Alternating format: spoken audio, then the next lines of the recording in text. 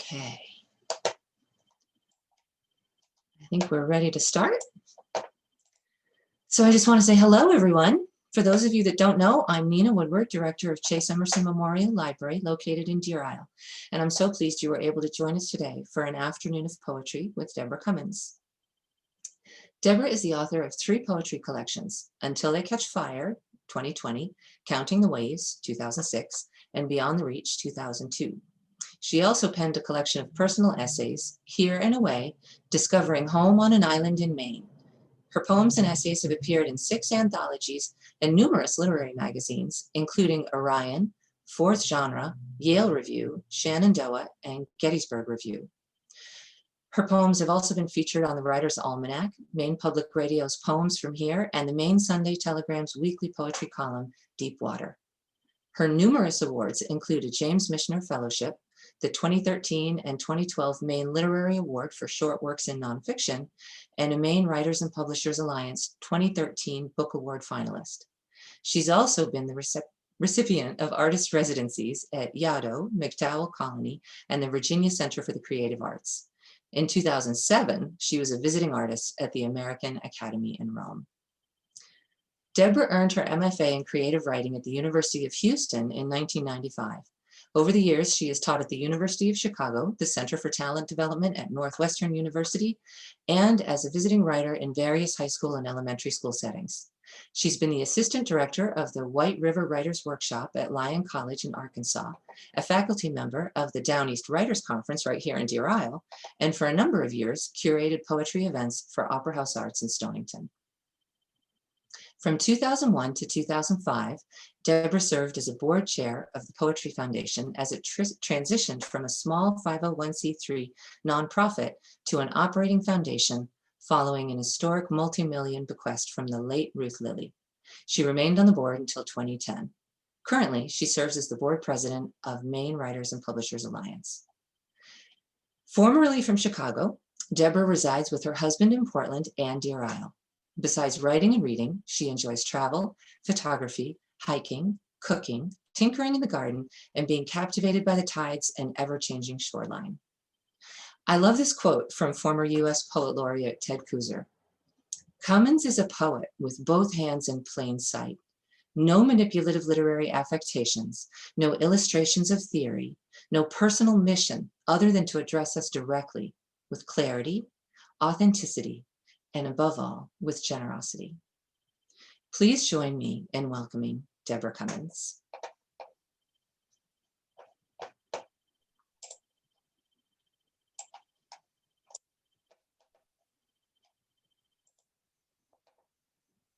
Thank you, Nina, and thank you for those of you who are tuning in. I'm very happy to be here tonight. I guess it's night at 4:30. At least with this time change it is. Today I'm going to be reading primarily from my new poetry collection, Until They Catch Fire, which was published in October. I have to say it's a rather strange time to be bringing out a new book. I can't go to bookstores and sign them. I can't have in-person readings, but I'm delighted to have these opportunities via Zoom. I'm going to talk a little bit about the book and what it's how it's generally structured and how it came into being, but I think I'll just start right off with reading a poem. This poem actually was chosen by Stu Kessenbaum a couple of months ago. It appeared on his Poems from Here featured program on Maine Public Radio, which is every Friday afternoon. It's also archived, so it's an honor to have some of my poems involved in that. This poem is titled Everything Has a Heart. When it came out in Poems from Here and several friends read it, I forget, this was about maybe end of August it came out, and several friends said, oh, the timing of this is so perfect, meaning for the time we're in with the pandemic and everything. And actually, the poem was written at the time of another tragic event in our country. It was written a few months, several weeks probably after the 9/11 attack in New York. It was fall. I was planting bulbs. That's what initiated this poem at our home in Evanston for a number of years. My husband and I, we've been coming to Deer Isle for 25 years, but until about 6 years ago when we moved to Maine full time, we were in Chicago, actually in Evanston, Illinois, for part of the year. Everything has a heart. This bulb's hidden tulip with its single throb of color. Wild plum spilling a windfall of crimson fruit. A crow oddly quiet, ruffling its iridescence from a branch of an oak. The oak itself, its gash where a woody knot boils out. In my garden, leaning into my shovel, trusting in rain, roots, and time, I remind myself everything has a heart. Even God, I'm told, who holds the match to a new season's light, breaths up the wind as though it carries unfinished dreams, untold stories, and who, I'm to believe, is directing the wild geese in their familiar ruckus as they ride across the sky in a broken line, turning south, east, south again, their only intention to catch a good thermal, to sing hard, high above the earth.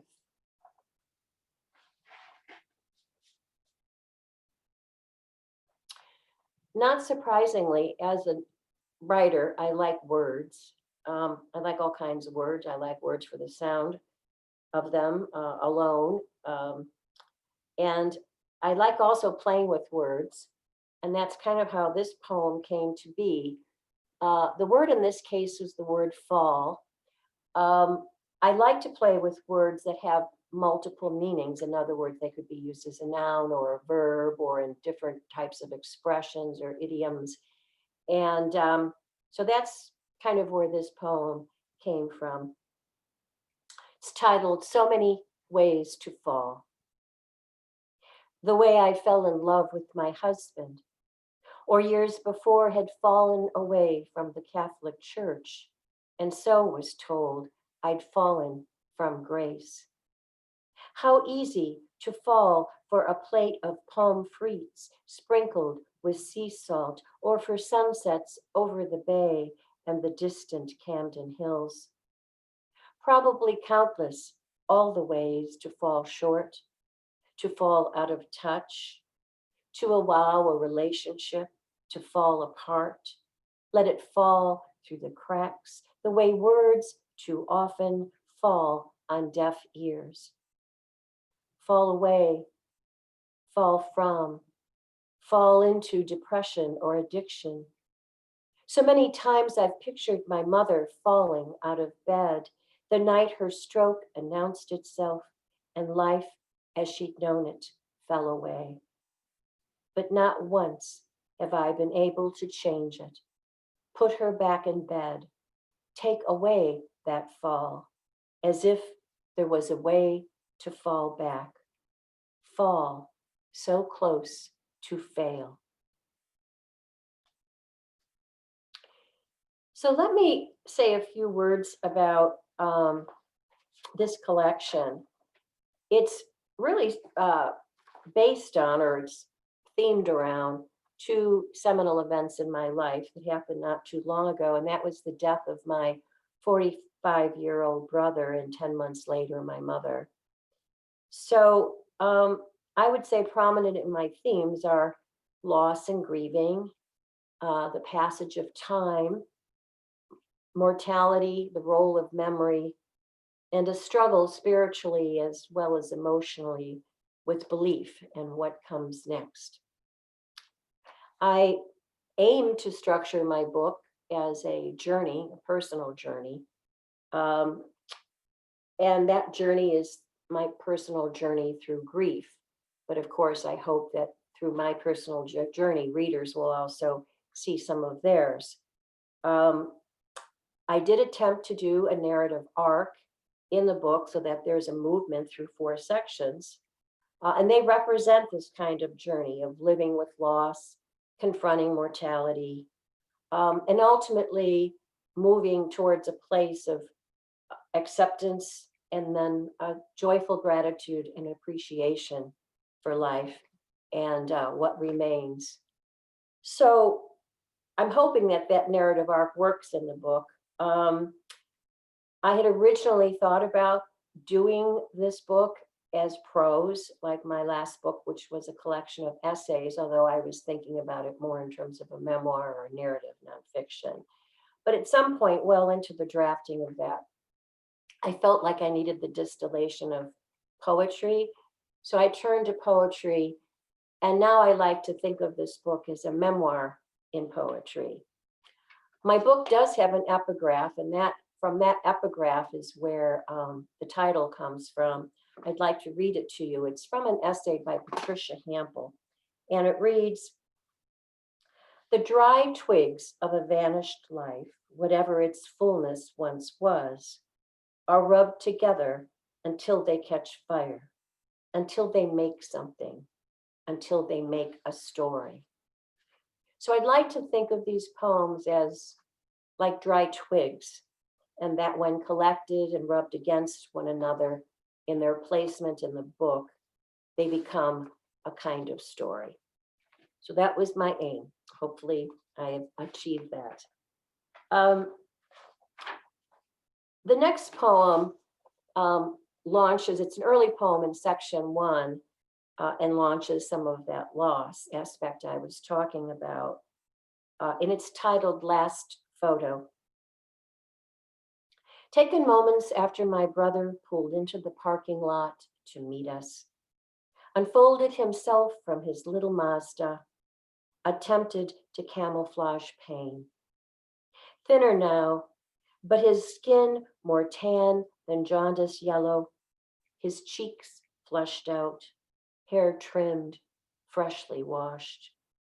His quick smile, the familiar quick, hard hug. Before he'd have lifted me off my feet, but none of that now, the quick gone out of it. Beneath my encircling arms, his shoulder bones jutted, my hands unable to retrieve the fit young man, skier, marathon runner, hiker of mountain and desert. The photo I had to take that instant, as though time itself unstoppered was running out, opportunities draining away. Of mother, father, son, backdropped against the restaurant's tangle of pink bougainvillea, taunting with obscene abundance. The three of them grinning, as if this were any occasion, as if in the months ahead there'd be plenty of time for memorializing of the picture-taking kind. Not once did I think, this is the last time we'll do this. It never entered my mind. People often ask, where does a poem come from, or what gets you started in a poem? And of course, there's all kinds of answers to that, and sometimes I have to admit I don't know. I can tell you how this poem, at least the kernel of it, how it came about. Some months ago, I think it was last winter, I woke up one morning and oddly there was a phrase in my head, and the phrase was, "If a house had eyes." I don't know why, maybe I've been dreaming something, but it kind of stuck in my head. And so as the morning played out, it kind of stuck there. And then suddenly something came after it, and a line came after it. And so the phrase I woke to, "If a house had eyes," and then the second line that came to me later that day is form the first two lines of this poem. If a house had eyes, it would then want hands to hoist the blinds, pry loose the fingers of grief, lead, drag, if it must, a woman from her bed to witness another autumn spectacle, fallen leaves clamoring in a bright breeze, how the world insists on rearranging itself. The house needs no ears to know she is crying. And why need a mouth? Better to hold back any refrain. Better a wordless silence reigns with objects left behind and the certainty the dead won't be returning to claim them. Enough's already been said.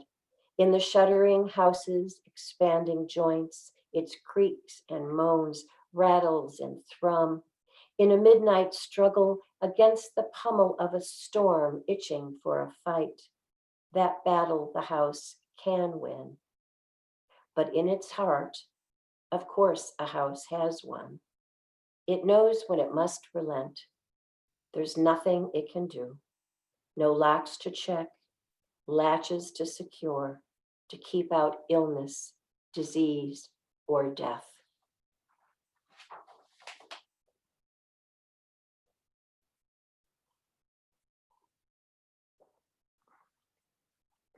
I owe some gratitude for this next poem to Marie Howe, the poet, the very fine poet Marie Howe, and a poem that I've long admired that she wrote called What the Living Do, from her book, where a lot of the poems are about her brother and her brother's death. So this poem is kind of loosely modeled after that.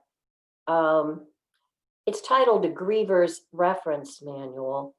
And while again, it's very personal to me, I'm thinking that maybe some of those stages that you go through in grief, some of the conflicting emotions and reactions you have might be recognizable to other people, to some of you perhaps. A Griever's Reference Manual. Prepare pancakes. Forget to flip them until they're scorched discs. Eat when you have no appetite. Compose emails that are never sent. Realize with the open book on your lap, you've read the same paragraph 3 times and can't remember a single word. Kick the shovel that refuses to stay propped in the garden shed. Fling a pot lid to the floor when it won't fit back into the drawer. When your printer jams, at last allow your husband to step in, save it from imminent destruction. At your desk, a blank page. At the mirror, oddly, you still look normal. Wonder why the phone doesn't ring. Hate it when the phone rings. Reject euphemisms, a lexicon of laid to rest and at peace, trying to make death more palatable. Discover the almost infinite ways to play if only. Admit that if only in the if only game, there weren't so many occasions to use better and harder, especially in conjunction with the verb try. Vow never to tell anyone. Time will heal, or life goes on. Above all, reject the simplicity of metaphors. A flame, a wall, the sea. There is nothing to keep alight. Climb, swim through to get to the other side.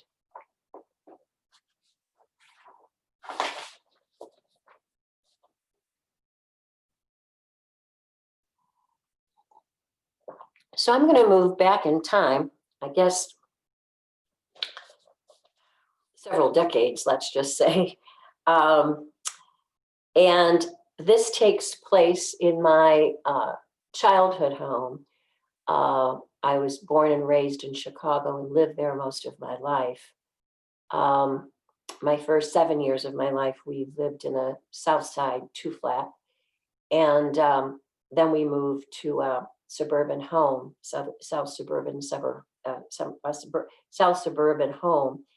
And we had a lovely little yard and a little tree, a couple of trees in the yard. And to me, after living where we did in the city, it was really paradise. Anyway, one of my favorite places there was a treehouse, which wasn't very fancy. It was more or less just a platform and with a railing around it. But to me, it was a special place. Um, so this takes place when I was a much, much younger person. This also is in the second section of my new book, and the second section is more biographical. It's more about my family life and um, growing up and where I lived and so forth. It's a short section, but it is biographical, primarily in those poems.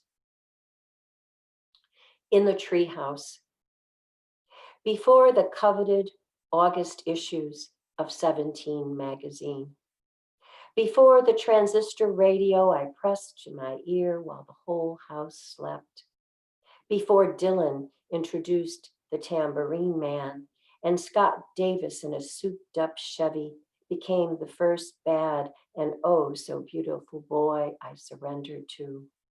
I loved our backyard's crabapple tree, its shadowy coolness, the hushed expectancy of twig and leaf, and how high among its branches the world of unwashed dishes and drooling babies went on without me. I loved the afternoons of hard, sudden rain, how lightning can hit without warning. In the treehouse, I didn't practice being alone, considering the possibility of silence, nor was I fearful of might already be behind me. This was before entrances to sweep, rooms to clean, before wishing, if briefly, for another kind of life completely, before giving names to shapeless, futile acts, longing, anticipatory grief. One day, I must have climbed down and never gone back. Simple as that.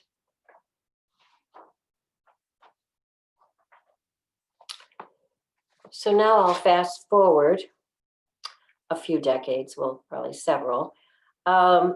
This poem takes place in Rome, Italy. I had the good fortune, not so much in recent years, but over the years, I think Nina mentioned in the introduction that I did do a writer's residency at the American Academy in Rome, which was a stunning experience and was there for several weeks. I also had friends in Rome who had apartments, and my husband and I rented an apartment there on a few occasions, and some of the trips I was solo. And so this poem takes place in Rome on one of our more recent trips, although this was a few years ago. And it's titled On an Encore Trip to Rome. But this time in Santa Maria, I'm pulled to a life-size statue at the rear of the nave. St. Anthony, clad in his brown robe, the saint believed to grant wishes, answer prayers, slips of paper petitions piled at his feet, heaped in his outstretched arms. The year before, I could have written my own entreaty, please heal my brother. Now, months after, a second chance. I wrote, if only I'd known better how to love. More sought absolution than a request. Instead, I scribble, please take care of my family. Drop it in with the rest. As though caught in a subversive act, I duck my head, step away, wait for my husband in the portico. Outside, there's a persistent December rain, the wind with a colder bite. Hand in hand, we hurry across the piazza. Here, on a warm spring morning the year before, I sat among strangers, sipping a cappuccino, a soul traveler so seemingly sure of herself. In my open journal, I indulged in musing about what my life might be like if my husband died before me. Nothing smug in what I now know to be true. There is no practice, Nothing prepares you, gives you a head start on grief. Beyond the piazza, we pass through the tiny Callisto arch to a favorite restaurant. Its wood-paneled room, a fire burning warm and bright. Our celebration of a Roman pasta dish we'd yet to duplicate at home. Cacio e pepe. So simple and perfect. Just 3 ingredients. Enough, more than enough.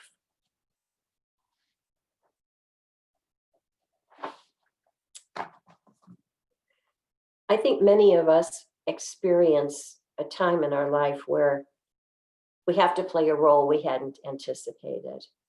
And perhaps some of you will see yourself in the role represented in this poem. This takes place at a time after my brother's death, which at the time of his death, my mother was in the hospital after heart surgery. Eventually, from ICU, she went to skilled nursing and then on to long-term care. It was a very fraught time, and this poem takes place during that time period. This poem surprised me a little bit. It's always nice when a writer is surprised by her own writing. But anyway, the poem is titled "The New Order of Things." I've become too easily convinced that to hug my mother risked some tube or catheter detaching, or that too frail she'd break. Never a family of big hugs or enfolding embraces. She'd long nurtured the belief that we were. Hard to remember a time, though surely there had to be one, when I was gathered to her, held, my face pressed against scratchy fabric or damp apron, and eyes shut, I nestled into that sudden warmth. A gesture I want suddenly to reciprocate. After her nurse, ascribing it to bad dreams, says, "Your mother calls out in the night." With, I imagine, vivid, recurrent images of what in words she still refused to articulate. Or perhaps she woke into a fog without a bell buoy to offer direction through a narrow passage, warn whether she was coming ashore or drifting out to sea. My mother, who'd lived through the death of her first newborn, now being asked to survive the loss of her 45-year-old son. While I, attending, no longer feel like my mother's child. In the new order of things, I could not be the child needing succor or guidance. I was older than my brother would ever be. Something new was now expected of me. The comforter, the one to steer through fog, the one to turn on the nightlight and beat back the dark. But am I even tall enough to reach the switch?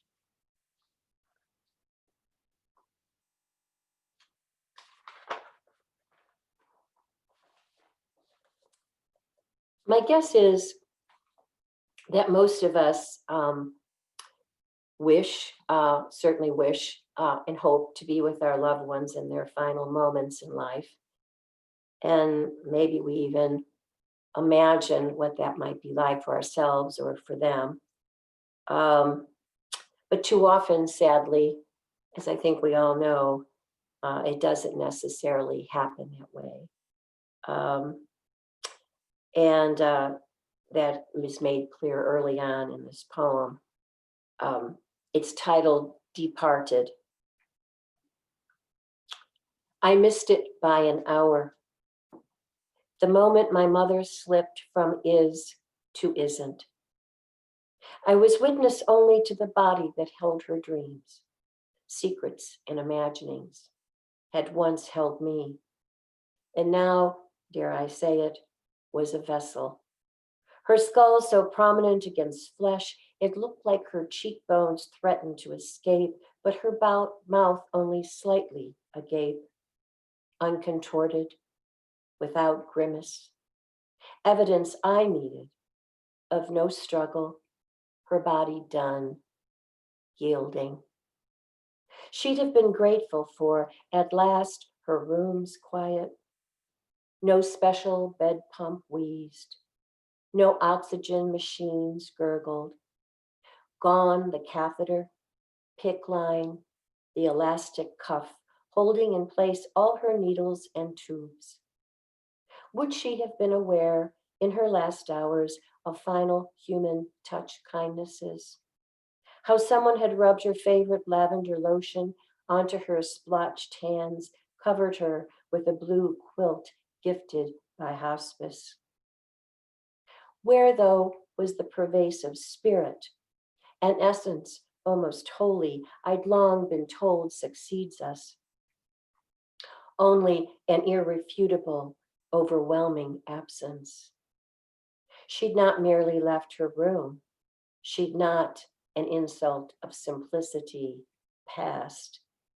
Nor in my eyes was she the departed, as if she'd embarked on a journey, and our only task to see her off, say goodbye, be certain someone on shore waves flings kisses as the anchor is heaved, and we usher ourselves back into the living to lament, keen, and begin, or perhaps continue, to regret. All those months, I never asked her if she was scared. I was afraid to.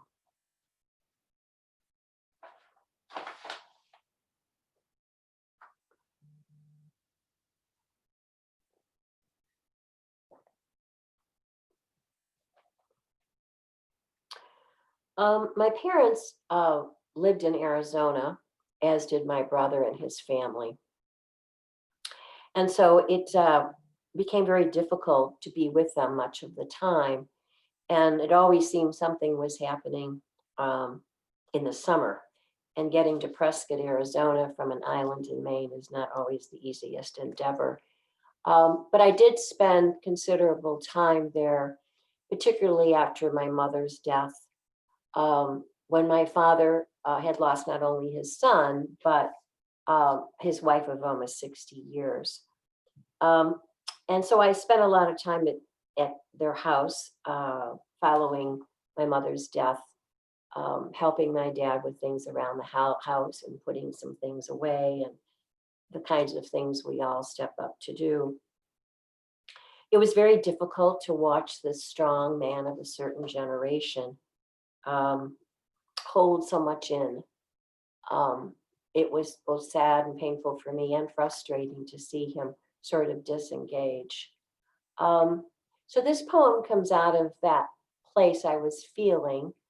I remember the day that I got the title in the first line for this poem. I was in the house doing some tasks and he was out in the yard tinkering. And I called through the open window, "Where's your hammer, Dad?" And he didn't hear me, and so I repeated it a few times. "Where's your hammer, Dad? Where's your hammer, Dad?" And again, this was something that stuck in my mind. And so it became the title and the first line of this poem. "Where's your hammer, Dad? Your electric sander? That saber saw we couldn't drag you from those weeks you naughty pine paneled the basement, rigged above your new wet bar, the revolving Schlitz sign scavenged from old pattern mats. Sit and stare into space. You're not the type. Where's your level, your lathe? Remember that winter you overhauled that busted Evinrude outboard and restored Mom's maple hutch, its doors that for months wouldn't stay shut? How about that long afternoon you wouldn't abandon your workbench until you'd finished your surprise, the burled display case for my horse figurines, a collection I was so sure I couldn't live without? Come At least kick back in your retrofitted lounger. Let's grab a cold suds. Pappy's still punching homers. Sit and stare, eyes that don't dream. Plan a next project.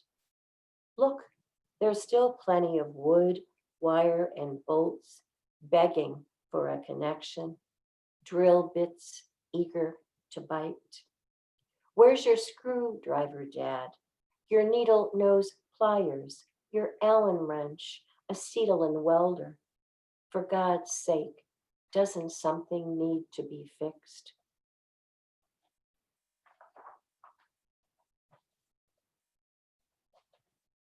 So I have just a few more. This is another poem that I'm very grateful to Stu Kessenbaum for selecting for poems from here. I think this one might have appeared, I don't know, read by him earlier this year, as I recall. And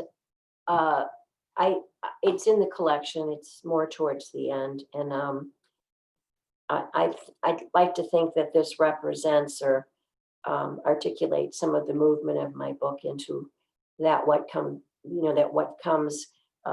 the gratitude and the peace that comes after you go through a process or are going through a process. And I guess you could say it's a love poem for my husband, Bob,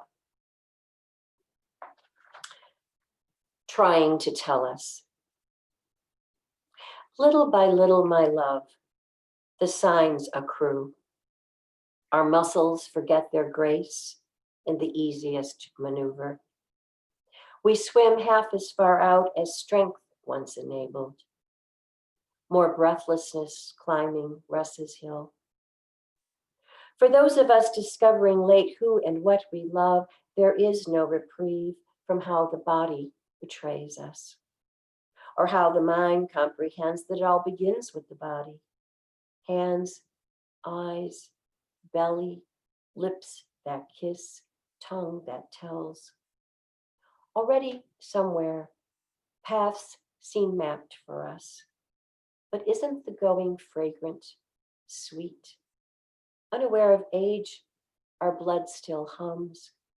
Remember, love, how once we stayed out in the cold, skating the slick, frozen river until frostbite numbed our fingers and toes. And after the red ache of warming, our bodies trying to tell us we're dying, we're still alive. So I'm going to conclude with these two poems. This next poem is actually quite a bit older poem.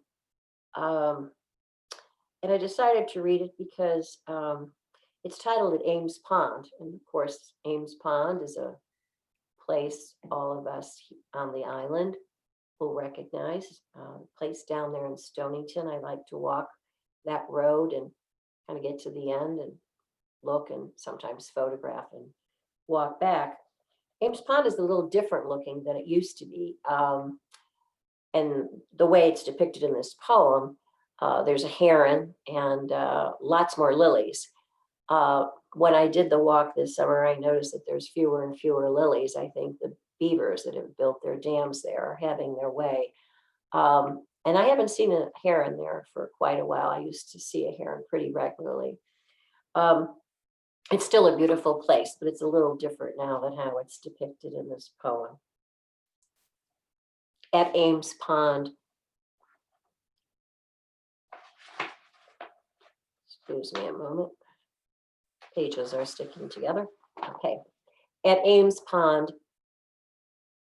In the reedy edges, a heron picks its way slowly, ignorant of this black polished water. Excuse me.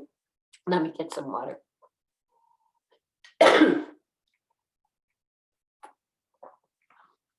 I'm so sorry. Let me start over. At Ames Pond. In the reedy edges, a heron picks its way slowly, ignorant of this black polished water, these small, noiseless explosions of lilies rising on their pale poles. The heron can't consider the pond's unstoppable decay, or how not so far away the world assembles important troubles. Likewise, a fish splashing upward like a quick silver flower pursues whatever fills its belly. I don't envy the heron, the wordless fish, this granite boulder's rockness. I don't wish to be so woven into the fabric that I can't stand upright, apart, and ably witness. I'd never give up my opposable thumbs or my lips aware with my kind of how to use them. I wouldn't swap the burden of grief for protective coloration, old hurts for the sting of nettle, wasp. I want to be able to fool with fire, name the aches, understand the world can be an indifferent place. With the pace of an hour's hand, the heron lifts one leg. Pink lilies blossom without a single want. How, with no rush toward oblivion, it goes on and on. And finally, I'll conclude with this poem. For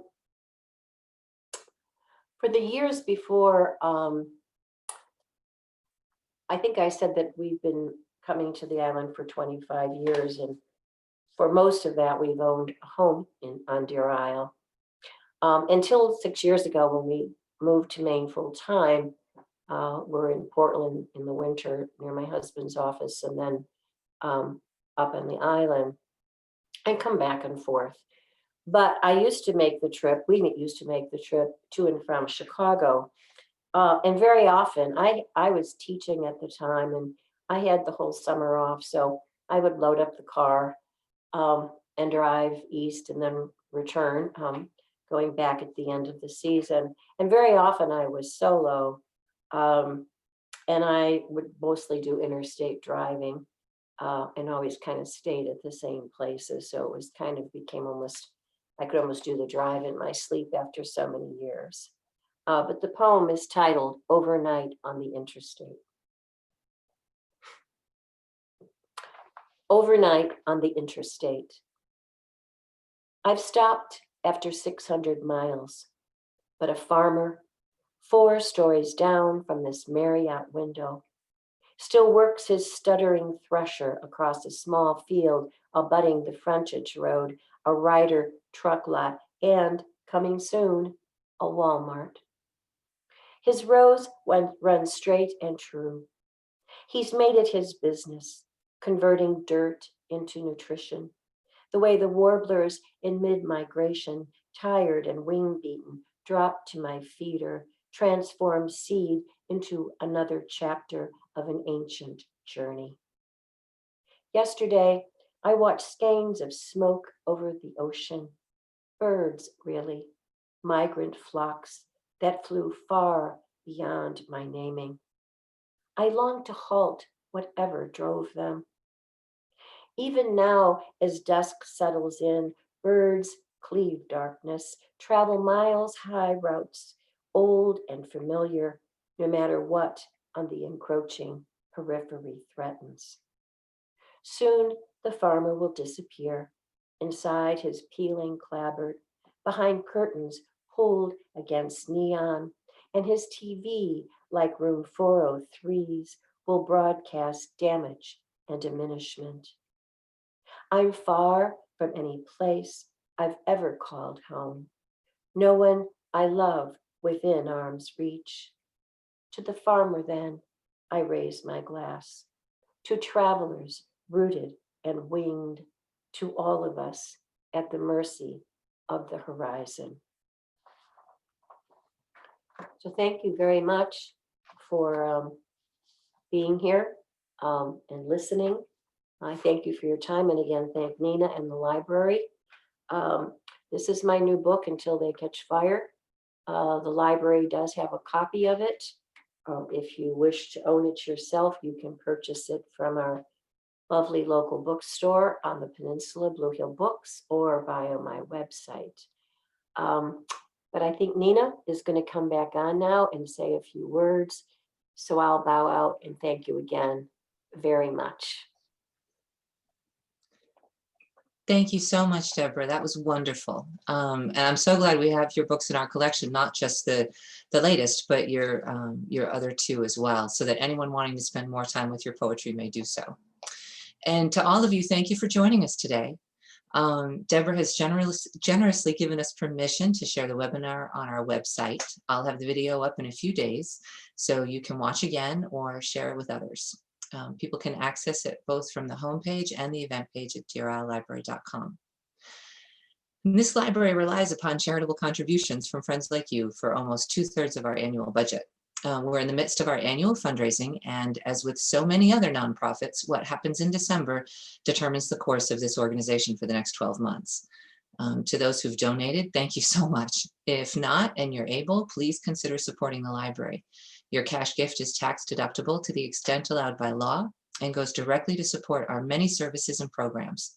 You can visit our website at dearislelibrary.com and click the donate button, or send a check to Chase Emerson Memorial Library, P.O. Box 9, Deer Isle, Maine, 04627. If you don't receive our annual fundraising letter, you're missing out on a chance to hear about what's happening behind the scenes. If you'd like to be added to the list, call or email us and we'll make sure and include you. As always, I can be reached via email at dearislelibrary@gmail.com or by phone at 207-348-2899. Thank you again to all of you for participating in today's event, and have a great evening.